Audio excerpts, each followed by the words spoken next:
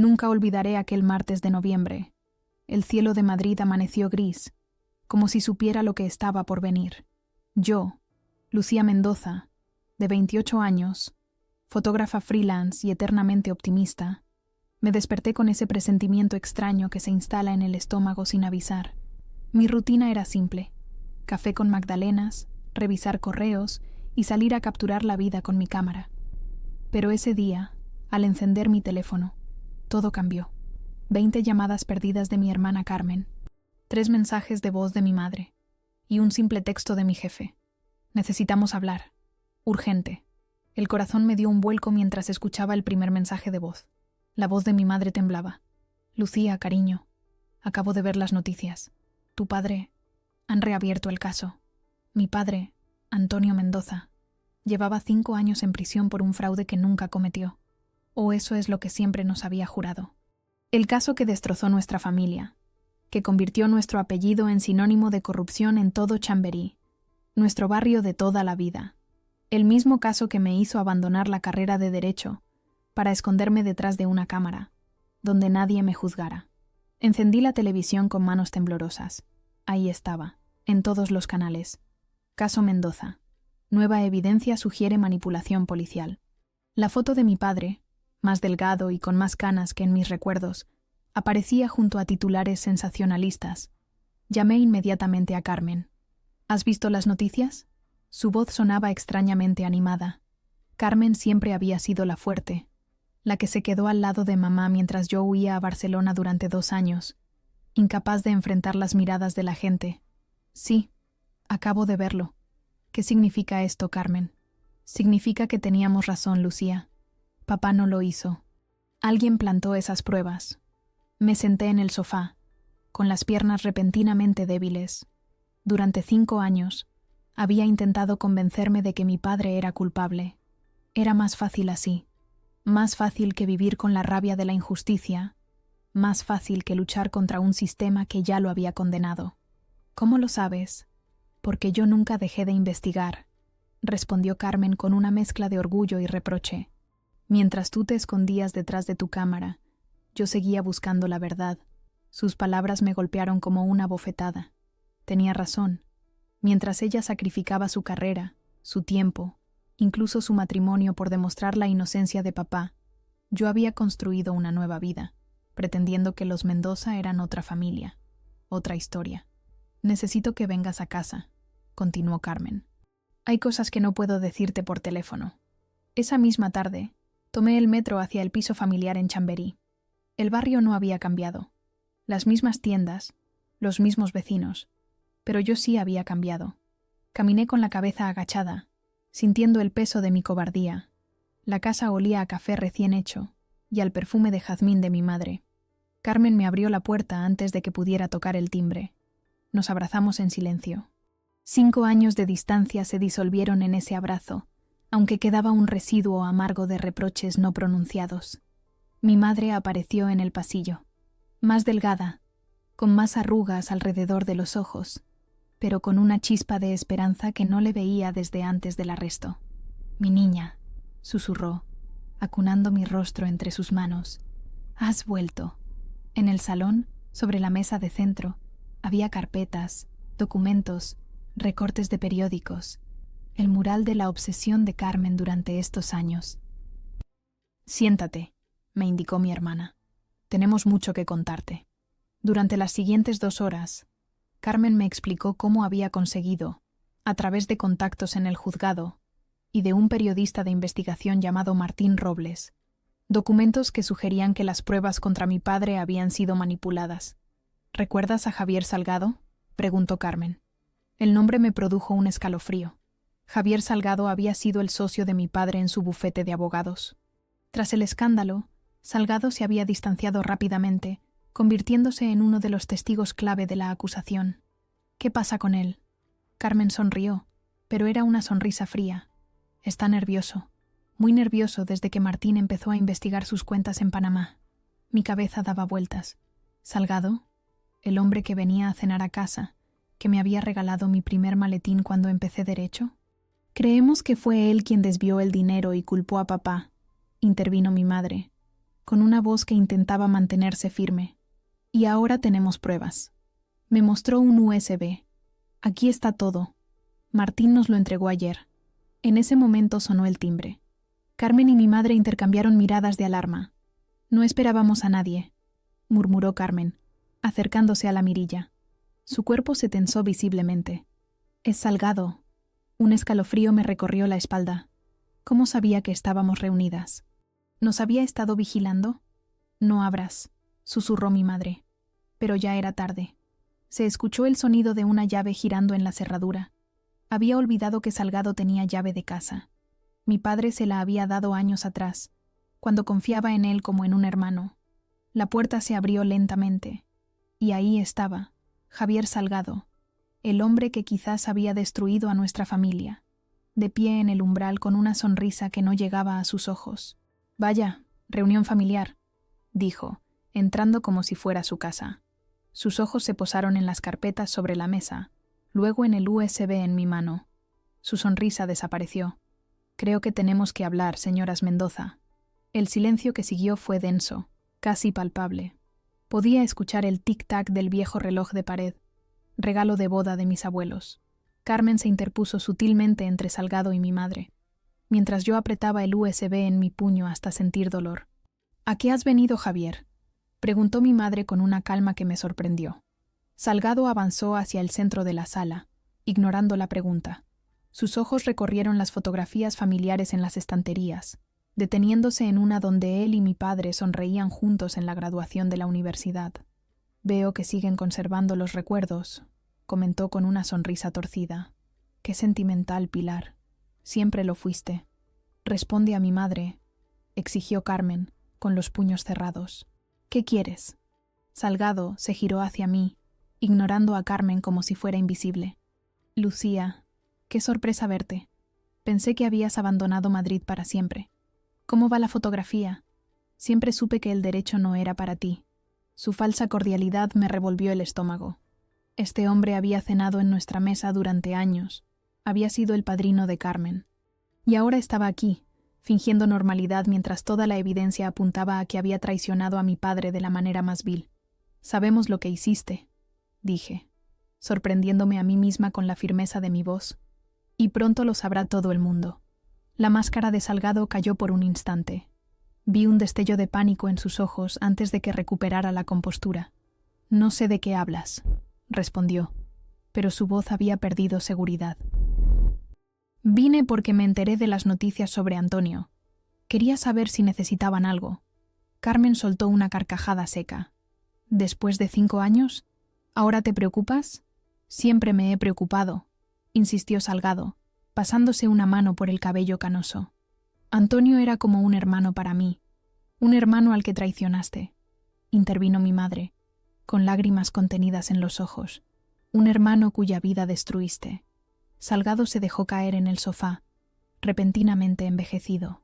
No era el depredador que esperaba, sino un hombre acorralado. Quizás había venido a tantear el terreno, a averiguar cuánto sabíamos realmente. O quizás había algo más. No fue tan simple, murmuró finalmente, mirando al suelo. Ustedes no entienden la presión, las amenazas. Carmen y yo intercambiamos miradas de asombro. ¿Estaba confesando? ¿Amenazas de quién?, preguntó Carmen acercándose cautelosamente. Salgado levantó la mirada, y por primera vez vi miedo genuino en sus ojos. De los Valverde. Ellos querían a Antonio fuera. Yo solo fui un instrumento. Los Valverde, uno de los apellidos más poderosos de España, dueños de medio Madrid, con conexiones políticas en todas partes. Mi padre había estado representando a un grupo de pequeños propietarios contra uno de sus proyectos inmobiliarios cuando todo explotó. ¿Por qué nos cuentas esto ahora?, pregunté, desconfiada. Salgado sacó su teléfono y nos mostró un mensaje de texto. Sabemos lo que estás haciendo. Recuerda a tu familia. Empezaron a seguir a mi hija Laura hace una semana, explicó con voz temblorosa. Tiene 15 años. La fotografiaron saliendo del instituto. Le enviaron las fotos a su móvil. A pesar de todo lo que este hombre nos había hecho, sentí una punzada de compasión. Laura era apenas una niña la última vez que la vi. Me había llamado tía Lucía hasta que cumplió 7 años. Por eso vine, continuó Salgado. Quería advertirles. Si realmente tienen pruebas, los Valverde no se quedarán de brazos cruzados. Mi madre se sentó frente a él, con la dignidad de una reina. ¿Y qué sugieres que hagamos? ¿Que dejemos a Antonio pudriéndose en la cárcel por algo que no hizo? No, respondió Salgado con rapidez. Quiero ayudar. Tengo documentos, grabaciones, cosas que no me atreví a mostrar por miedo. Pero ahora, miró nuevamente la foto de su hija en el teléfono. Ahora ya no tengo nada que perder. No confiaba en él. 5 años de silencio no se borraban con una visita y una historia de amenazas. Pero si realmente tenía pruebas que pudieran ayudar a mi padre, ¿por qué deberíamos creerte? Pregunté. Salgado me miró directamente a los ojos. Porque puedo llevarte con la persona que realmente orquestó todo esto. Alguien dentro de la familia Valverde que está dispuesto a hablar. Carmen se acercó, escéptica. ¿Quién? Elena Valverde, respondió Salgado. La esposa de Ricardo Valverde. Están en proceso de divorcio y ella quiere venganza. El nombre hizo que mi cabeza diera vueltas. Elena Valverde, la elegante mujer que aparecía en las revistas de sociedad, conocida por sus obras benéficas. ¿Ella sabía lo que su marido había hecho a mi padre? ¿Por qué ahora? Insistió Carmen. ¿Por qué Elena hablaría ahora? Porque descubrió que su marido la ha estado engañando durante años. Y porque encontró documentos en su caja fuerte que la comprometen también a ella en lo que le hicieron a Antonio. Si Ricardo cae, ella podría salvarse si colabora. Sonaba demasiado conveniente, demasiado novelesco. Pero en ese momento sonó mi teléfono. Un número desconocido. «Diga», contesté con cautela. «¿Lucía Mendoza?» Era una voz de mujer, educada pero tensa. «Soy Elena Valverde. Javier me dijo que estarían juntos. Necesitamos hablar». Miré a Salgado con sorpresa. Él asintió confirmando. «¿Cómo sé que realmente es usted?», pregunté. «Hace 5 años asistí a una exposición tuya en la Galería Martínez. Compramos tu fotografía Amanecer en la Latina. Está colgada en nuestro salón. O lo estaba, hasta que descubrí quién eras realmente. Me quedé helada. Nadie sabía eso. Había usado un seudónimo para esa exposición, avergonzada de mi apellido. Solo la galerista conocía mi identidad real. «Te espero en el café comercial en 1 hora», continuó Elena. «Ven sola». La llamada se cortó. Miré a mi familia y a Salgado, aturdida. «Era ella», confirmé. «Quiere verme en el café comercial. Sola». «Es una trampa», sentenció Carmen inmediatamente. «No lo creo», intervino Salgado. «Elena está desesperada. Su marido la ha dejado sin nada en el acuerdo de divorcio. Está furiosa y asustada. Mi madre me tomó de las manos. No vayas, Lucía. Es demasiado peligroso». Pero algo dentro de mí se había encendido. Después de años huyendo, escondiéndome, dejando que Carmen cargara con todo el peso, por fin podía hacer algo por mi padre. «Tengo que ir», decidí. «Pero no iré sola». Miré a Salgado, que parecía envejecido por la culpa y el miedo. «Tú vienes conmigo. Si es una trampa, caeremos juntos». Salgado asintió lentamente. «Es justo», admitió. «Más que justo». Mientras nos preparábamos para salir, Carmen me detuvo en el pasillo. «Ten cuidado», me susurró. «Los Valverde no son gente con la que se pueda jugar». «Lo sé», respondí, abrazándola. «Pero ya es hora de que deje de esconderme. Ya es hora de que luchemos juntas». Al salir del edificio, el cielo de Madrid había oscurecido completamente. Una tormenta se acercaba, literal y figuradamente. Salgado y yo caminamos en silencio hacia el café comercial, donde nos esperaba quizás la clave para liberar a mi padre, o una trampa mortal. El café comercial no había cambiado desde mis años universitarios. El mismo suelo de madera gastada, las mismas lámparas Art Déco, los mismos camareros de edad indefinida que parecían haber nacido tras la barra. Pero esta noche, todo me parecía distinto, como si el café entero contuviera la respiración, esperando. Salgado y yo entramos juntos, aunque habíamos acordado que él se sentaría en una mesa separada, vigilando. Escaneé el lugar buscando a Elena Valverde. No fue difícil encontrarla. Estaba sentada en un rincón discreto, casi oculta por una columna. Vestía de negro, sin las joyas ni el maquillaje elaborado que la caracterizaban en las fotos de las revistas. Parecía más pequeña, más frágil, pero sus ojos mantenían esa intensidad que había visto en las fotografías. Me acerqué lentamente. Ella levantó la mirada y me estudió de arriba abajo. «Eres exactamente como te imaginaba», dijo a modo de saludo. «Tienes los ojos de tu padre». Me senté frente a ella, incómoda por el comentario. Nunca me había gustado que me compararan con mi padre, incluso antes del escándalo. «¿Por qué estamos aquí?», pregunté sin rodeos. Elena sonrió levemente, apreciando mi franqueza. Directo al grano. «Bien». Tomó un sorbo de lo que parecía ser whisky. «Estamos aquí porque tu padre es inocente y mi marido es un monstruo. Y porque estoy cansada de vivir con miedo. Y debo creerle porque...». Elena abrió su bolso y sacó un sobre manila. Lo deslizó sobre la mesa hacia mí. «Porque tengo pruebas. Correos electrónicos, transferencias bancarias, grabaciones de reuniones.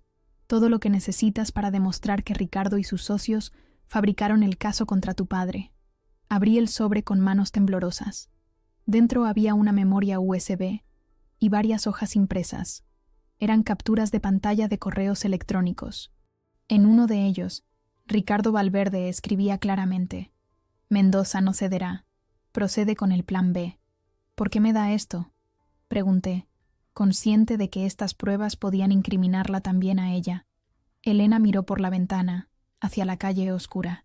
«Porque estoy muriendo», respondió simplemente. «Cáncer, fase terminal». A Ricardo no le importó. Presentó los papeles del divorcio el día después de mi diagnóstico. No supe qué decir. ¿Se le da el pésame a alguien que ha sido cómplice en la destrucción de tu familia? «Lo siento», murmuré finalmente. «No lo sientas», respondió con amargura. «He tomado decisiones terribles. He sido cómplice por omisión de cosas imperdonables. No merezco compasión». «Entonces, ¿por qué ahora? ¿Remordimiento de último minuto?». Elena negó con la cabeza. «Mi hija, Sofía, tiene 17 años. Ricardo quiere que ella siga en el negocio familiar cuando yo no esté. Quiere convertirla en lo que él es. No puedo permitirlo». Miré las pruebas que tenía en mis manos. Podían liberar a mi padre, pero también destruirían la vida de una adolescente que no tenía culpa de los crímenes de su padre. «¿Qué quiere que haga con esto?». «Úsalo», respondió Elena con firmeza. «Úsalo para liberar a tu padre, pero prométeme que mantendrás a Sofía fuera de esto. Ella no sabe nada». Asentí lentamente. «Tengo su palabra», insistió Elena, con una intensidad que me sorprendió. «La tiene», confirmé. «Esto es entre los adultos que tomaron las decisiones». Elena pareció relajarse un poco. Tomó otro sorbo de su whisky y luego se inclinó hacia mí. «Hay algo más que debes saber. Ricardo sospecha. Ha contratado seguridad adicional y creo que sabe de mi reunión contigo». Sentí un escalofrío. «¿Cómo podría saberlo?». «Porque me ha seguido». La voz de Elena se quebró ligeramente. «Hay un hombre en la barra que no ha dejado de mirarme desde que llegué». Giré disimuladamente. Efectivamente, había un hombre trajeado en la barra, fingiendo leer el periódico mientras nos observaba. «Tenemos que irnos», susurré, guardando rápidamente el sobre en mi bolso. Elena negó con la cabeza. «Tú tienes que irte. Yo me quedaré y lo distraeré. Hay una salida por la cocina. El camarero de la esquina es amigo mío. Te ayudará». «No puedo dejarla aquí», protesté. «No seas ingenua», respondió Elena con una sonrisa triste. «Estoy muerta de todos modos. Unos meses más o menos no hacen diferencia. Vete. Ayuda a tu padre». En ese momento, noté que Salgado se levantaba nerviosamente de su mesa. Había visto algo. Seguí su mirada hacia la entrada del café. Un segundo hombre acababa de entrar, más corpulento, con el inconfundible bulto de un arma bajo la chaqueta. «Ahora», ordenó Elena empujándome. «Ve». Me levanté de un salto y me dirigí hacia el fondo del local, donde el camarero ya me hacía señas discretas hacia una puerta. Escuché a Elena alzar la voz detrás de mí, fingiendo una escena para distraer a los hombres. No miré atrás. El camarero me condujo a través de la cocina y hacia una puerta trasera que daba a un callejón. «Sigue recto hasta la plaza», me indicó. «Hay un taxi esperando». Elena lo arregló todo. «Gracias», murmuré, sorprendida por la previsión de Elena. «Y el hombre que venía conmigo. Se fue por la puerta lateral hace un minuto. Dijo que te vería en el punto acordado». Asentí, aunque no habíamos acordado ningún punto. Salgado estaba improvisando, como todos nosotros. Salí al callejón oscuro, apretando mi bolso contra el pecho. El aire frío de noviembre me golpeó la cara. Empecé a caminar rápidamente hacia donde me habían indicado. Detrás de mí, escuché un grito ahogado. Me detuve, tentada de volver. Pero las pruebas que llevaba conmigo eran demasiado importantes. No podía arriesgarme. El taxi estaba donde el camarero había dicho, con el motor encendido. Me subí apresuradamente. A Chamberí, indiqué. Calle Almagro. El taxista asintió sin hablar y arrancó. Mientras nos alejábamos, miré por la ventana trasera. No había señales de persecución. Respiré profundamente, intentando calmar mi corazón desbocado. Saqué mi teléfono para llamar a Carmen, pero no había señal. Fruncí el ceño. Era extraño, en pleno centro de Madrid. Miré al taxista. «Disculpe, ¿tiene señal en su teléfono?» El hombre no respondió. Un escalofrío me recorrió la espalda. Algo no estaba bien. ¿Me ha oído? Necesito hacer una llamada urgente. El taxista me miró por el retrovisor. No era la mirada de un taxista normal. Era fría, calculadora. «Su teléfono no funciona porque estamos usando un inhibidor de señal, señorita Mendoza», respondió con una voz que no coincidía con su aspecto. «Órdenes del señor Valverde». El pánico me invadió. Instintivamente, agarré la manija de la puerta, pero estaba bloqueada. «No haga tonterías», advirtió el falso taxista. «Solo queremos lo que lleva en el bolso. Entréguelo y la dejaremos ir». «No sé de qué habla», mentí, apretando el bolso con más fuerza. Las pruebas que Elena le dio, los documentos, la memoria. Mi mente trabajaba a toda velocidad. El hombre no había mencionado el USB que me había dado Carmen. No sabían de su existencia. Tenía una copia de seguridad. «Está bien», cedí, fingiendo resignación. «Pero no aquí. Estamos en medio del tráfico, pueden vernos». El falso taxista pareció considerarlo. «De acuerdo. Conozco un lugar discreto». Cambió de dirección, alejándose del centro hacia las afueras. Mi ansiedad crecía con cada kilómetro que nos alejábamos de la seguridad de las calles concurridas. Necesitaba un plan. Recordé mi entrenamiento de defensa personal, abandonado hace años. Recordé las lecciones de mi padre sobre nunca rendirse. Recordé la mirada de Carmen, confiando en que yo por fin haría lo correcto. El taxi se detuvo en un descampado industrial. No había nadie alrededor, solo naves abandonadas y oscuridad. «Ahora el bolso», exigió el hombre, girándose hacia mí. En ese momento, vi luces de faros aproximándose. Otro coche. El falso taxista también lo vio y pareció nervioso. «Rápido», insistió. «El bolso. ¿Espera refuerzos?», pregunté, ganando tiempo. «No», respondió, cada vez más alterado. «Dame el maldito bolso». El coche se acercaba directamente hacia nosotros. No parecía que fuera a detenerse. El falso taxista miró hacia atrás, claramente confundido. «¿Quién diablos?» No terminó la frase. El otro vehículo embistió el taxi por detrás con fuerza. Salí despedida hacia adelante, golpeándome contra el asiento delantero. El falso taxista se golpeó la cabeza contra el volante y quedó aturdido. La puerta de mi lado se abrió de repente. Era Martín Robles, el periodista que había estado ayudando a Carmen. «¡Vamos!», gritó tirando de mí. «¡Rápido!». Salí tambaleándome del taxi destrozado, aún aferrando mi bolso.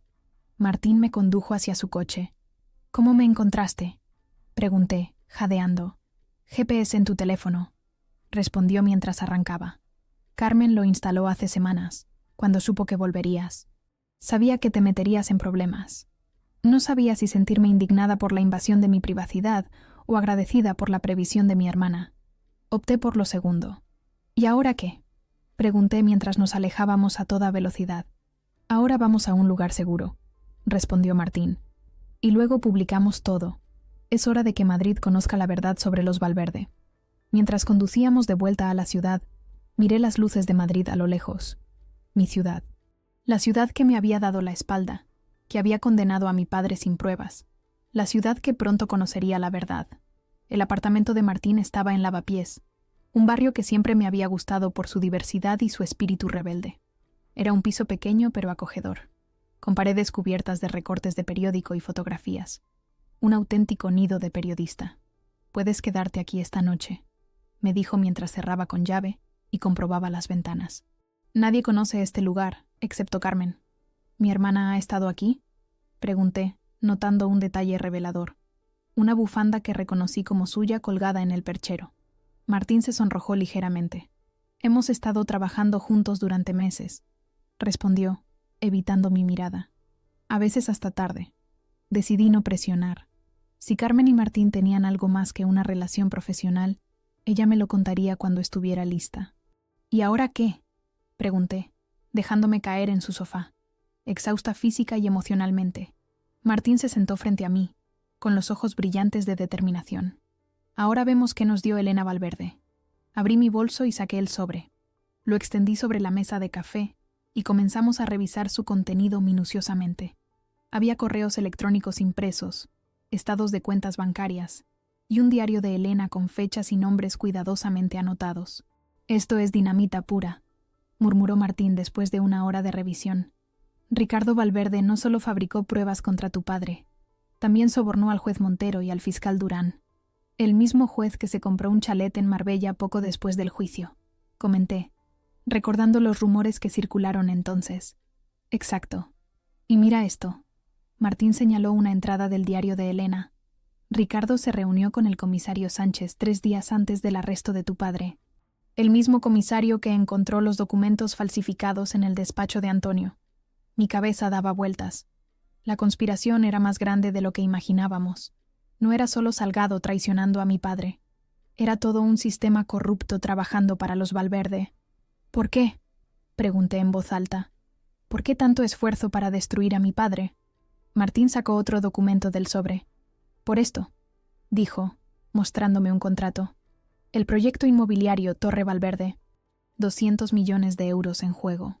Tu padre representaba a los vecinos que se negaban a vender sus propiedades para la construcción». Recordaba vagamente aquel proyecto. Mi padre había mencionado que era un caso importante, pero nunca imaginé que fuera tan grande como para arruinar vidas. «Y esta es la mejor parte», continuó Martín, mostrándome otro documento. «Elena tiene acciones a su nombre. Si demuestra que fue coaccionada por Ricardo para participar en actividades ilegales, podría conservar su parte cuando él caiga. Entonces no es solo altruismo», murmuré, sintiendo una punzada de decepción. «Pocas cosas lo son», respondió Martín con pragmatismo. «Pero eso no hace que la información sea menos valiosa». Mi teléfono vibró. Era Carmen. «Lucía, ¿estás bien? ¿Dónde estás?» «Estoy con Martín en su apartamento», respondí, notando el alivio en su voz. «Tenemos las pruebas de Elena. Es más grande de lo que pensábamos, Carmen». «Lo sé», respondió mi hermana. «Salgado acaba de llegar a casa. Está herido». «¿Herido? ¿Qué pasó?» «Dice que los hombres de Valverde lo interceptaron cuando salía del café. Logró escapar, pero le dieron una paliza. Mamá está curándole ahora». Sentí una oleada de culpabilidad. A pesar de todo, Salgado había intentado ayudar. «¿Y Elena?», pregunté, temiendo la respuesta. El silencio de Carmen me dio la respuesta que temía. «La policía acaba de encontrar su cuerpo en el baño del café comercial», dijo finalmente. «Están diciendo que fue una sobredosis». Me quedé helada. Elena Valverde, la elegante esposa del empresario más poderoso de Madrid, muerta por sobredosis en un baño público. Era absurdo. «La mataron», afirmé, no como pregunta sino como certeza. «Obviamente», confirmó Carmen, «pero no podremos demostrarlo, no sin exponer lo que sabemos. Y no estamos listos para eso todavía». «¿Cuándo lo estaremos?», pregunté, sintiendo que cada minuto que pasaba era un minuto más que mi padre pasaba injustamente en prisión. «Mañana», respondió Carmen con firmeza. «Martín publicará la historia mañana en El Confidencial. Y simultáneamente, presentaremos toda la documentación al Tribunal Supremo». Martín asintió, confirmando el plan. «Pero esta noche debes desaparecer», continuó Carmen. «Los Valverde te están buscando. Ya han ido a tu apartamento». Un escalofrío me recorrió la espalda. Mi pequeño refugio, invadido por extraños. «¿Cómo lo sabes?» «Tengo un contacto en la policía», respondió Carmen. «Un antiguo compañero de facultad. Me avisó. Dijeron que estaban siguiendo una pista de drogas».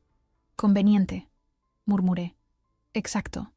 Están preparando el terreno para inculparte si apareces. Drogas en tu apartamento, conexión con Elena, quien murió de sobredosis. El plan es obvio. Me levanté, sintiendo una súbita urgencia de actuar. Tenemos que adelantarnos, dije. No podemos esperar a mañana. Cada minuto cuenta. Martín me miró con preocupación. ¿Qué propones? Quiero ver a mi padre, respondí con determinación. Ahora.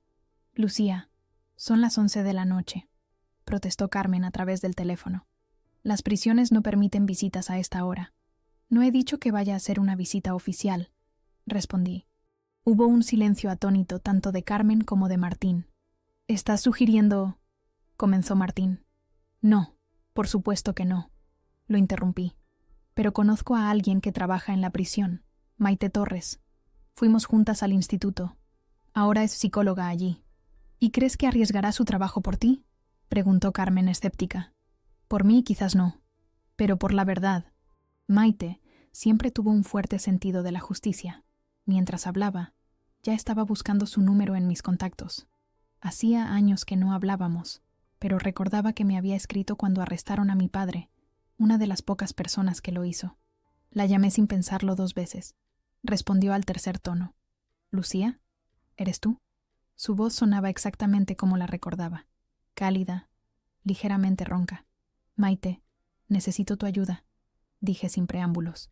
«Es sobre mi padre». Hubo un breve silencio. «Te escucho», respondió finalmente. Le expliqué la situación lo más rápidamente que pude, omitiendo detalles que pudieran comprometerla. «Lo que me pides es imposible», dijo cuando terminé. «No puedo introducir a nadie en la prisión fuera del horario de visitas». Mi corazón se hundió. «Pero», continuó, «mañana tengo sesión con tu padre a primera hora, a las 8. Podría dejarte usar mi despacho para hablar con él en privado. Es lo máximo que puedo hacer». «Es perfecto», respondí, sintiendo un alivio inmenso. «Gracias, Maite. Te debo una enorme». «No me debes nada», respondió. «Siempre creí en la inocencia de tu padre. Es un buen hombre. Nunca encajó el perfil». Después de colgar, miré a Martín, que había escuchado toda la conversación. «A las 8», le dije. «Necesito estar en la prisión a las 8». Martín asintió, pero parecía preocupado. «¿Estás segura de esto? Si los Valverde descubren que vas a ver a tu padre...» «Es un riesgo que debo tomar», lo interrumpí. «Han sido 5 años, Martín. 5 años de mi padre en prisión por algo que no hizo. No esperaré ni un día más». Martín me estudió un momento, y luego sonrió levemente. «Carmen tenía razón sobre ti», dijo. «¿Qué quieres decir?» «Dijo que cuando finalmente decidieras actuar, serías imparable». Me sorprendió. Durante años había sentido que Carmen me veía como la débil, la cobarde que huyó en lugar de luchar. «Mi hermana siempre fue la fuerte», comenté. Martín negó con la cabeza. «Tu hermana es resistente, sin duda. Pero tú tienes fuego, Lucía. Solo necesitabas algo que lo encendiera». Sus palabras me conmovieron más de lo que quería admitir. Quizás tenía razón. Quizás todos estos años había estado dormida, no muerta. «Deberías descansar un poco», sugirió Martín. «Mañana será un día largo», asentí, repentinamente consciente de mi agotamiento. Martín me ofreció su cama, insistiendo en que él dormiría en el sofá. Demasiado cansada para discutir, acepté. Mientras me acomodaba bajo las sábanas que olían a detergente de limón, pensé en mi padre, en su rostro cuando lo arrestaron, la mezcla de confusión e indignación, en su voz quebrada durante nuestras escasas visitas, en los 5 años que le habían robado. «Mañana, papá», susurré en la oscuridad. «Mañana todo cambiará». Y por primera vez en mucho tiempo, lo creía de verdad. La prisión de Soto del Real se alzaba gris y amenazante bajo el cielo del amanecer. Martín detuvo el coche a unos 100 metros de la entrada principal. «Te esperaré aquí», dijo, apretando mi mano brevemente. «Ten cuidado. Y recuerda, si algo sale mal, sal inmediatamente. No tenemos margen de error». Asentí, demasiado nerviosa para hablar. Llevaba el sobre con las pruebas en mi bolso, junto con el USB que Carmen me había dado. Todo lo necesario para demostrar la inocencia de mi padre estaba ahí, a pocos centímetros de mi corazón acelerado. Caminé hacia la entrada, intentando proyectar una confianza que estaba lejos de sentir. El guardia de la puerta me miró con aburrimiento. «Vengo a ver a la doctora Torres», dije con voz firme. «Soy Lucía Mendoza, tengo cita a las 8». El guardia consultó una lista y asintió. «Identificación», pidió monótonamente. Le mostré mi DNI, conteniendo la respiración. Si los Valverde habían alertado a la policía sobre mí, podría haber una orden de detención. Pero el guardia apenas miró el documento antes de devolvérmelo y señalar hacia el detector de metales. «Pase por ahí y deje su bolso en la bandeja». Mi estómago dio un vuelco. No podía separarme de las pruebas. «Es material confidencial para la doctora Torres», improvisé. «Documentos de un caso». El guardia me miró con suspicacia. «Todo tiene que pasar por el escáner», insistió. En ese momento, una voz femenina intervino. «Está bien, Ramón. Yo respondo por ella». Maite apareció por un pasillo lateral, vestida con un traje gris que le daba un aire profesional que contrastaba con la chica rebelde que yo recordaba. Me sonrió brevemente y le hizo un gesto al guardia. «La señorita Mendoza es consultora externa. Los documentos son confidenciales». El guardia dudó un momento, pero finalmente cedió con un gruñido. «Usted manda, doctora». Maite me condujo por un laberinto de pasillos, cada uno más austero que el anterior. El olor a desinfectante industrial no lograba ocultar completamente el aroma a humanidad confinada, a esperanzas marchitas. «No tenemos mucho tiempo», murmuró Maite mientras caminábamos. «He programado 1 hora con tu padre, pero mi supervisora puede aparecer en cualquier momento». «Gracias por esto», respondí. «De verdad». Maite se detuvo y me miró directamente a los ojos. Antonio Mendoza fue la única persona que creyó en mí cuando todos los demás me habían descartado, dijo con intensidad. «Cuando mis propios padres me echaron de casa por querer estudiar psicología en lugar de derecho, tu padre me consiguió una beca. Me dio un lugar donde quedarme. Le debo todo lo que soy». No sabía eso. Mi padre nunca hablaba de sus buenas acciones. Otro secreto más que descubría sobre él, otra razón para admirarlo. Finalmente llegamos a una pequeña oficina. Maite abrió la puerta y entró primero. «Tengo una sorpresa para ti, Antonio», anunció. Cuando entré, mi padre estaba de pie junto a la ventana, dándome la espalda. Al principio no me reconoció. Se giró lentamente, con esa cautela adquirida tras años de encierro, y entonces sus ojos se encontraron con los míos. «¿Lucía?» Su voz sonaba más ronca de lo que recordaba, más frágil. «Papá», fue todo lo que pude decir antes de que las lágrimas me impidieran hablar. Nos abrazamos en silencio. Su cuerpo se sentía más delgado, pero sus brazos me rodearon con la misma fuerza de siempre. Olía diferente, a jabón institucional y a algo indefinible, quizás a resignación. Maite se aclaró la garganta discretamente. «Los dejaré solos», dijo, dirigiéndose a la puerta. «Vendré a avisarles cuando sea hora de terminar». Cuando se cerró la puerta, mi padre se separó ligeramente para mirarme.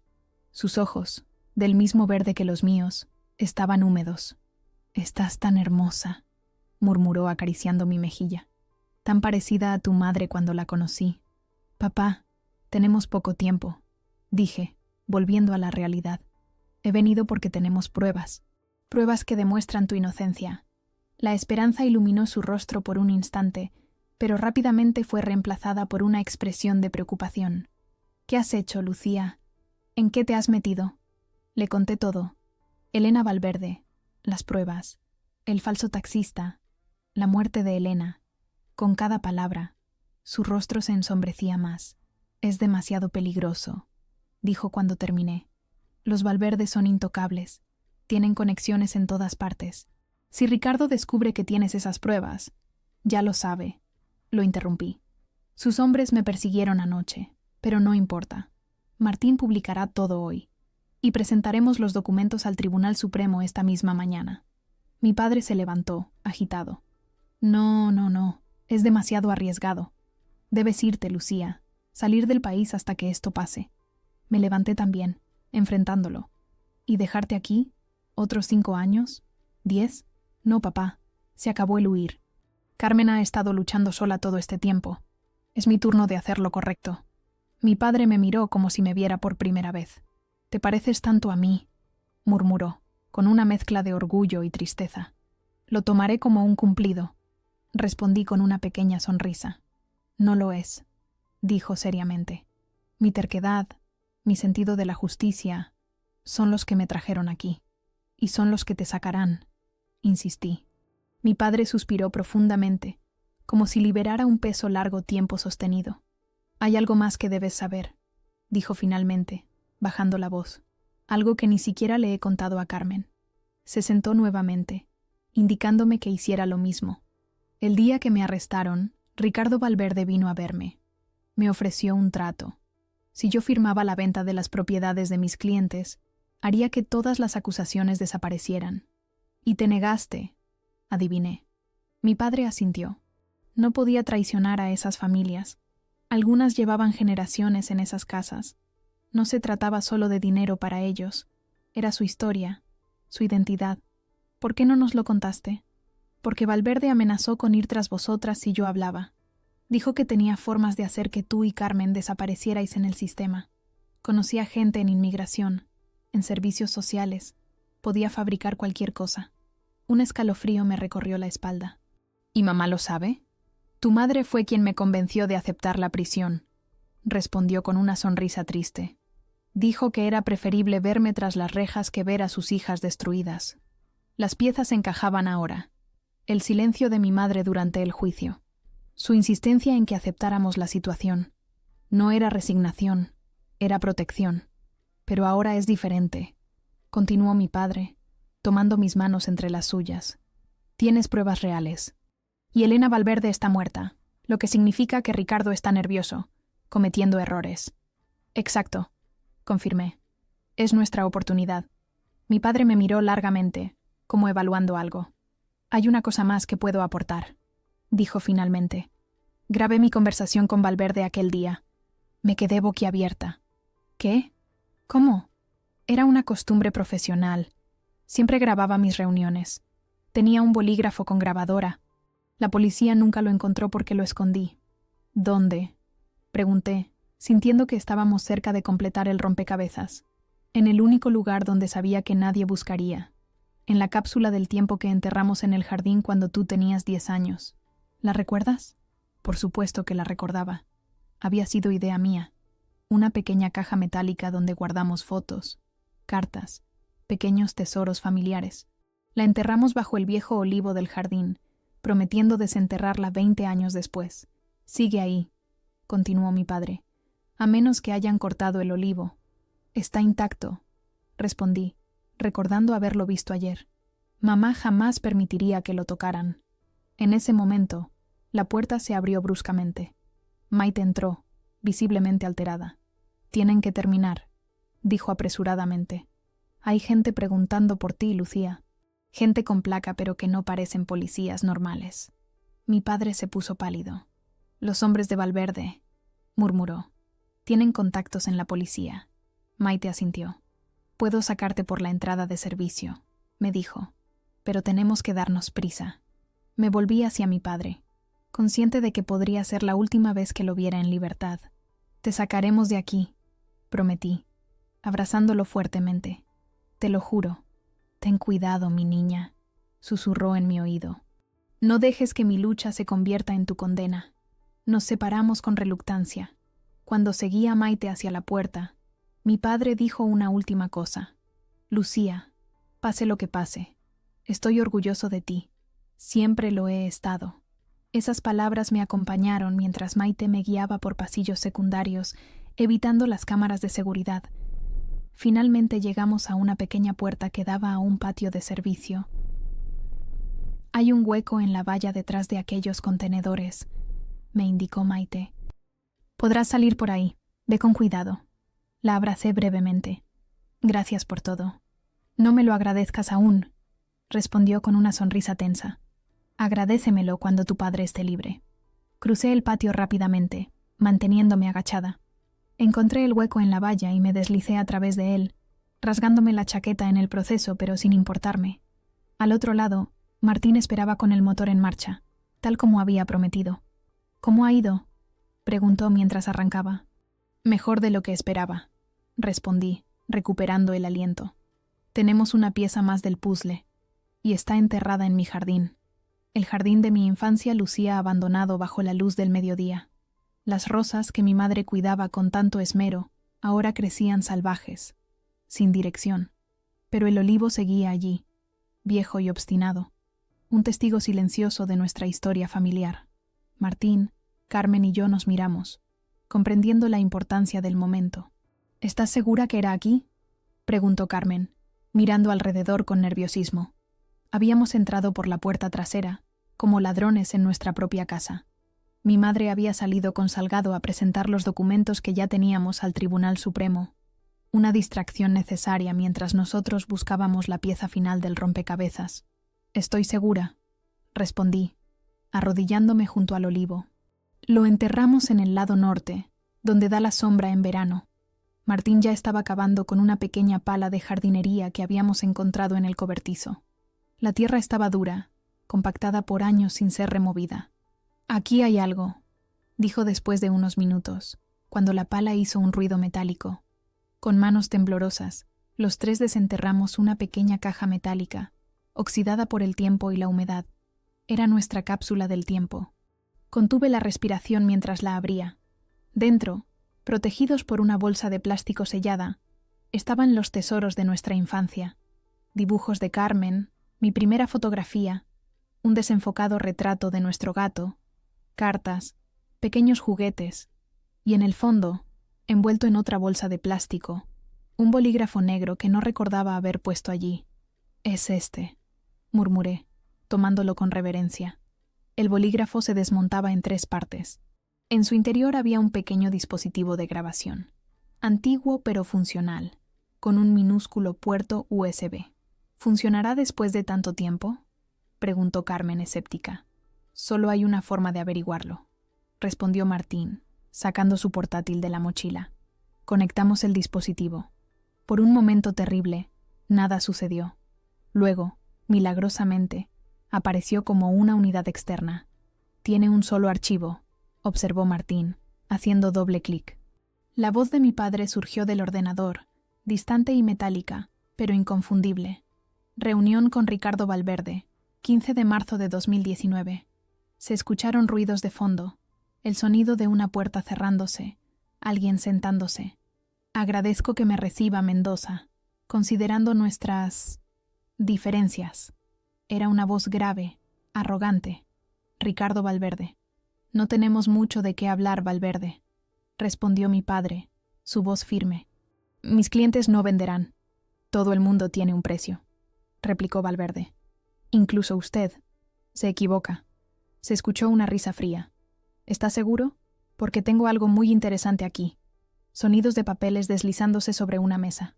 «¿Qué es esto?». La voz de mi padre sonaba confundida. «Su futuro, Mendoza. O mejor dicho, su pasado fabricado. Registros bancarios, transferencias a paraísos fiscales, correos electrónicos comprometedores. Todo muy convincente. Lo suficiente para que pase los próximos 10 años en prisión». Un silencio. «Esto es absurdo», dijo finalmente mi padre. «Es una falsificación burda. Cualquier perito lo demostrará». «¿Estás seguro? ¿Qué pasa si el perito trabaja para mí? ¿Y el juez? ¿Y el fiscal?». Otro silencio, más pesado. «¿Qué quiere, Valverde?». «Simple. Convenza a sus clientes de vender. Firme estos documentos en los que renuncia a representarlos. Desaparezca del proyecto Torre Valverde. Y estas pruebas desaparecerán también. ¿Y si me niego? Entonces no solo irá a prisión, sus hijas sufrirán accidentes. Carmen, tan brillante, podría tener problemas con su visado de estudios en Francia. Lucía, tan sensible, podría encontrarse sin su beca de fotografía. Y su esposa... Bueno, los accidentes domésticos son tan comunes. Está usted loco». La voz de mi padre temblaba de rabia. «Estoy determinado», corrigió Valverde. «Hay demasiado dinero en juego para dejar que un abogadito idealista lo arruine todo. Tiene 24 horas para decidir. O firma, o preparamos su detención. Y recuerde, una palabra de esto a cualquiera, y sus hijas serán las primeras en sufrir las consecuencias». Sonido de una silla arrastrándose, pasos, una puerta cerrándose de golpe. Y luego, la voz de mi padre, ahora sola, rota pero determinada. «Si alguien encuentra esta grabación algún día, que sepa que Ricardo Valverde me amenazó hoy, 15 de marzo de 2019. Que sepa que las pruebas contra mí son falsas, y que sepa que prefiero ir a prisión antes que traicionar a mis clientes o poner en peligro a mi familia. La grabación terminó. Los tres nos quedamos en silencio, procesando lo que acabábamos de escuchar. Es la prueba definitiva, dijo finalmente Martín, con los ojos brillantes de emoción profesional. Con esto, más los documentos de Elena, tenemos suficiente para hundir a Valverde. Y para liberar a papá, añadió Carmen, abrazándome impulsivamente. Lo conseguimos, Lucía. Mi teléfono sonó en ese momento. Era Maite. Lucía, tienes que venir a la prisión ahora mismo, dijo sin preámbulos. Es tu padre. Mi corazón dio un vuelco. ¿Qué ha pasado? Ha tenido un altercado con otro recluso. Está en la enfermería. No pude terminar la pregunta. Está estable, pero pregunta por ti. He conseguido autorización especial para una visita. Voy para allá, respondí colgando. Le expliqué la situación a Carmen y Martín. Es una trampa, dijo Carmen inmediatamente. Valverde debe haber descubierto que lo visitaste esta mañana. Probablemente, admití. Pero no puedo abandonar a papá. No irás sola, declaró Martín. Yo te acompañaré. Y yo publicaré la historia ahora mismo, añadió Carmen, tomando el portátil. Si hacemos público todo antes de que lleguéis a la prisión, será más difícil que os hagan algo. Asentí, agradecida por tener a estas personas a mi lado. Ten cuidado, me advirtió Carmen, abrazándome nuevamente. No te fíes de nadie allí dentro. Lo sé, respondí. Tú también ten cuidado.